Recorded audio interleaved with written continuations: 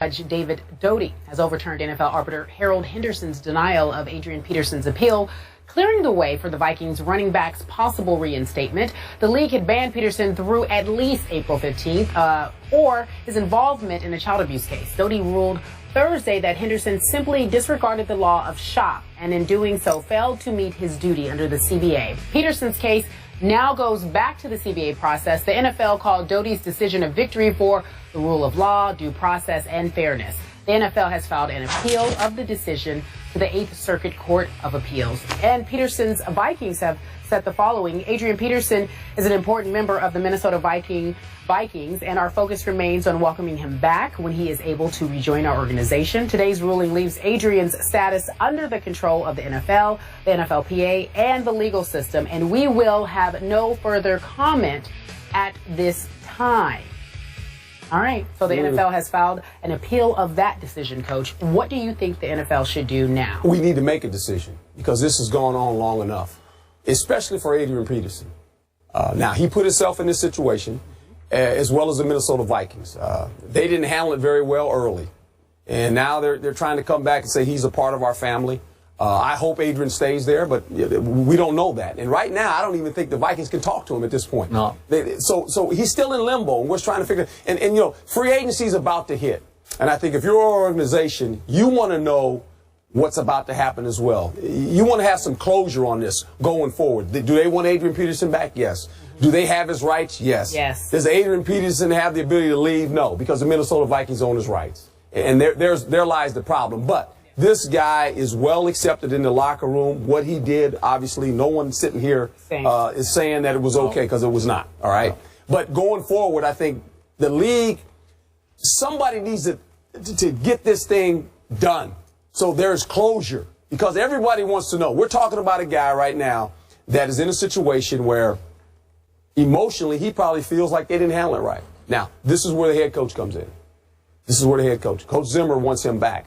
And he understands, I've got to talk to this guy to try to bridge the emotions that took place. All right, with the agent had a falling out of it, that has nothing to do with the player. Trust me, that happens all the time. And that's why agents are agents and players are players. But as the head coach, you want to have the ability to talk to Adrian Peterson sooner than later. Try to get this thing resolved.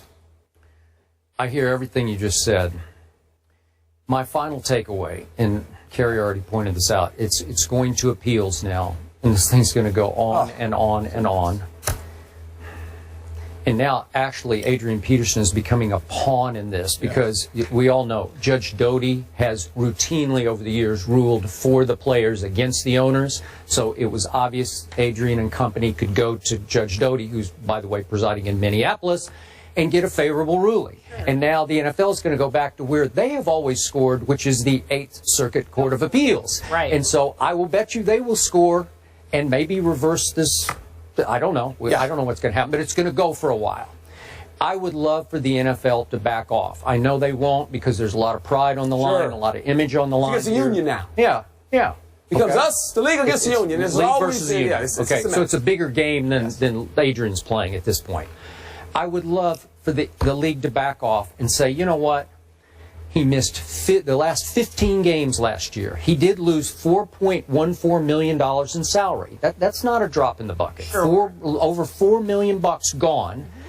He pled no contest to a misdemeanor charge of reckless assault, for which he paid a $4,000 fine, 80 hours of community service, and then he and the league went back and forth on his counseling. He did not fully cooperate, and the next week after that, the league wanted him to come in and show contrition to Troy Vincent and the commissioner at the league office, and Adrian refused. He did not cooperate. He did not play the game. Right. So he probably failed a little bit PR there. Maybe that cost him. Maybe he should have gone ahead and cooperated a little more fully with them, and maybe we wouldn't be here now. Right. But they dug in, and he dug in, and here we are. But I still say, and by no means am I trying to defend anything he did to that little boy. Yes. What was he, 4 years old? He's the victim here. Okay, by no means that, but I think he's paid a price here, and it would be fine with me if the league would just say, okay, we back off and reinstate him and let him do whatever he's going to do with the Vikings or free agency. That's just me. I'm on the same train that Skip is on, and I do think it's we need to draw some conclusion to this. Yeah. And if the league is, look, the league is about protecting the shield. It's about doing the right thing. Do the right thing now. This is Yeah. Let's don't make this. We're bigger than the union. Yeah. It's about the players. Yeah. This guy's been punished. He needs to be reinstated so he can figure out where he's going from here. Yep. So I'm as with of you. now, moving forward, Peterson is back on the commissioner's exempt list, which means he can actually have contact with the Vikings now. Perhaps that'll help him make a decision when he ultimately is reinstated. His career. Hamilton met with MLB officials Wednesday about a disciplinary issue, and he admitted that he did relapse. His father-in-law, Michael Chadwick, told Newsday that Hamilton has, quote, hit a bump in the road. Keep him in your prayers. Here's a full screen of his history with off-the-field issues. In 2001, he began using crack and alcohol. He was suspended from baseball from 03 to 05. In 2009 and 2012, he had relapses with alcohol but was not suspended. Roy Silver, one of his closest friends, was asked if he should step away from the game. Here's what he had to say. Absolutely, absolutely. He needs to get his life back in order. Even 3 years ago, I told Josh that you might want to consider retirement. Seems like he's struggling with things. When you've been given 3, 4, and 5 chances and it's still not working, it's best to say, this is it. His life isn't over, but his baseball career should be. Strong. Skip Bayless, your reaction. This is a tough one to talk about because I don't know Josh. I'm not close to his situation, so I'm shooting a little bit from a distance here. But my gut feeling is that that close friend is correct, that Josh Hamilton should walk away from baseball. Unfortunately, that would be walking away from a couple of years left on a deal that pays him $25 million per year. He's in a contract with the Angels now that was 5 years, $125 million. But this is why my mom, who's been sober for many years now, remains sober, would tell you today, if you called her and asked her, she'd say, I'm a recovering alcoholic, because this is why. He's always going to be a recovering, I think he has alcohol and drug problems. And he's just one sip away from going completely over the deep end. And apparently that happened here of late. And when he's gone off the deep end, he's really gone off the deep end. He's used every kind of drug if you read all the past. And it always seems to build up and his dam breaks when the pressure and expectation mount to a level that he cannot cope with anymore. He was your basic high school bonus baby, high pick, can't miss prospect, and all of a sudden, as the pressure rises, he's supposed to rise quickly up the minor league ladder. Next thing you know, he's using whatever it was, heroin, or he just went completely nuts. And I always thought he was at his best on his roads back through Cincinnati and then up to Texas because the expectations were very low. He has extraordinary ability, just extraordinary size, power, arm, speed. He had the whole big 5-tool package. And with it came 5-tool pressure and expectation. So he gets the big deal with the Angels, and he needs a caretaker with him 24 hours during the baseball season. When they're on the road, he's got to have somebody just sort of basically hold his hand and make sure he doesn't wander off to a bar and say, I think I'll have just a sip. Can't have a sip. Sip over the edge. Yeah.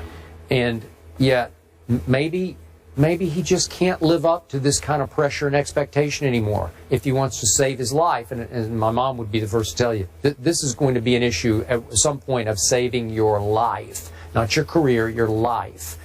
And we've talked about that in the Johnny Manziel situation where he finally just had to go save himself. And I'm praying for you, Johnny. I'm praying for you because he did the right thing. I'm very proud of Johnny. He just said, I got to go get help. And he chose, as did Josh. Josh but he's always been that way. Josh, he's the first to say, he had a couple of slip-ups in Texas. He'd just say, I messed up, man. I just messed up. And he seems like a good guy. But again, it's buyer beware when you're going to give that guy that big of a contract because one sip away, boom. And I look at it as just growing up, being around a lot of talented guys, whether it started in high school, then from college, and then to pro football. A good friend of mine, He's passed away. We talked about him, Chuck Munson. You know what? I almost said it. Because that's the classic case. I know our younger viewers won't know. Don't know He who played Chuck at Munson Cal. is, And maybe one of the greatest running backs that ever played the game. Maybe one of the greatest. And he had problems as well. And sometimes talent becomes a curse. I've always said that because of the pressures that come with the talent and the expectations, as you just said, that, for everyone else, you marvel at people with talent like this. We talked about Dez Bryant. Dez Bryant is wonderful talent. Johnny Manziel had wonderful talent in college and high school. And then all of a sudden the pressure to live up to the expectations, not so much that you put on yourself, but others. Because we love to put this on talented players. We want to live through them and say, look what this guy can accomplish. And we start talking about guys in the past that had this type of talent and so all of a sudden now you feel compelled because of kind of the platform we put you on to always feel like I got to reach that. Yeah. And you can't handle it. You have no one to turn to talk to you about this. And then all of a sudden you get into what you say, you become addicted to something. And for these guys, we've seen the history of this in sports. It happens in Hollywood as well. I mean, people that are under the spotlight, so bright, they can't handle it, and they need an outlet. A release. And sometimes this is the outlet that obviously, I don't know this young man. I know he's very talented. I watch him. I said, wow, this guy. And for a person that sits so far, they go, well, how could he do that? It's hard. It's really hard. I grew up with guys that drank and smoked pot. Mm-hmm. I chose not to. I didn't want the feeling of that. Mm-hmm. I didn't want to feel like that. Now, I don't know what it feels like, but I watched them and went, they're having a lot of fun, but I went, I don't know if you could control that. Mm. I always wanted to be in control of me. I wanted to make decisions where I was, clear focus, can make decisions. I didn't need to go somewhere else. Now, some people have to do that. And that's not, I'm not putting them down, but some people need releases to do things, and sometimes they go to drugs and they go to, things they of this need nature. Escape from the pressure. Yes. They need to anesthetize themselves at night. That's the right word. After I hope this guy gets it right because he's a wonderful talent. Yeah.